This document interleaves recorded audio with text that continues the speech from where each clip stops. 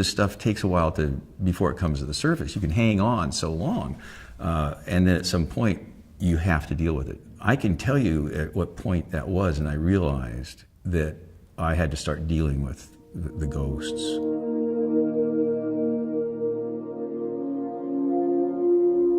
I'm Karl Marlantes. I was a Marine lieutenant. I had a rifle platoon in Vietnam. I was in Vietnam in 1968 and 69.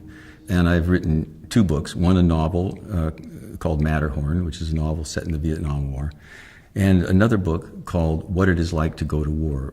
Literature can carry the load of getting people to get in the skin of what someone who is actually engaged in killing feels and what they deal with. I mean, combat is totally chaotic, totally. And when I've gotten together with guys that I was, say, on a particular battle, there was like a battle for Hill 484, it was like about 8 days long, you would think we were in a different battle. We were maybe 10 meters apart sometimes. It's so chaotic. But if you start to have to tell the tale, you actually have to organize it and make it rational and make it, some kind of timeline or some way. So that helps you integrate the experience, and it helps integrate you into the community of the listeners, because they're following along with you. And it's like, now I'm telling you my story.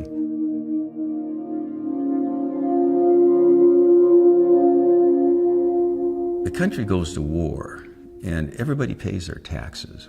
The taxes, build the rifles, and the scientists that are trained in the schools that are designing them, and the teachers teach them, and the financiers finance them. And at the end of this long chain, some soldier or Marine pulls the trigger.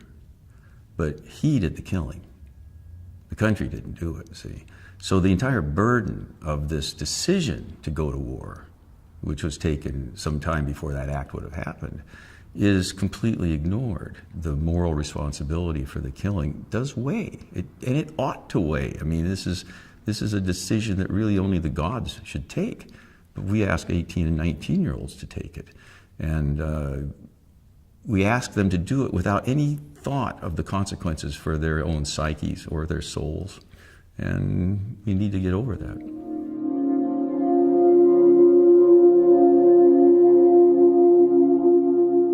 I had an incident in the war where I had to kill somebody quite close to me.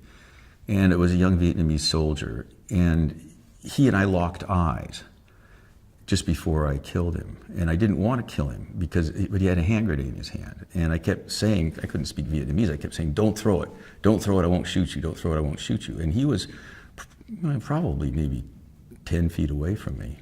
You don't usually lock eyes with your enemy. It's just an unusual situation. Well, he threw the hand grenade and I killed him. And in the early 90s, I was driving down Interstate 5, and all of a sudden in the windshield, I saw these eyes. It was like, oh, yikes. And I'm sophisticated enough to know that, okay, this is psychological, what's going on here. I mean, this is not schizophrenia, but this is intruding somehow into your consciousness, and I think you have to deal with it, because I didn't just kill a gook or a nip or whatever. I killed a human being, and I had not wanted to think about it.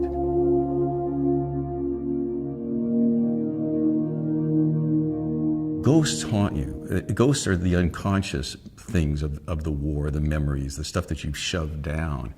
And in order to get conscious of this content that actually influences your life enormously, you have to turn it into something outside of yourself. You have to be able to step back from it so that it's no longer haunting you, so that it's just an ancestor. It's part of you. I mean, the good things you did, the bad things you did, it's part of you. But if you can step back and look at it, and there's many ways that you can do that. My way is through writing. Some people do it with music. Some people do it with art. Some people do it just talking it through.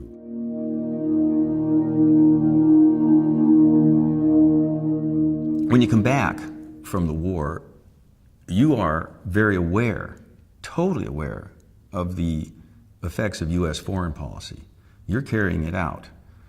And there is an enormous amount of death and destruction. And these images are with you. And then you come back here to the States, and it's not on anybody's radar at all. This is tough, because your choice is, keep your mouth shut and just deal with it, or make a big pain out of yourself and say, do you realize what we're doing over there? Is this what you want? And whether you're for the war or against the war, you need to be made aware of it. But the veteran is unlikely to want to, play the role of consciousness raiser. He just wants to get back to life like he knew it before he went to the war. So that barrier remains, and it's a tough barrier.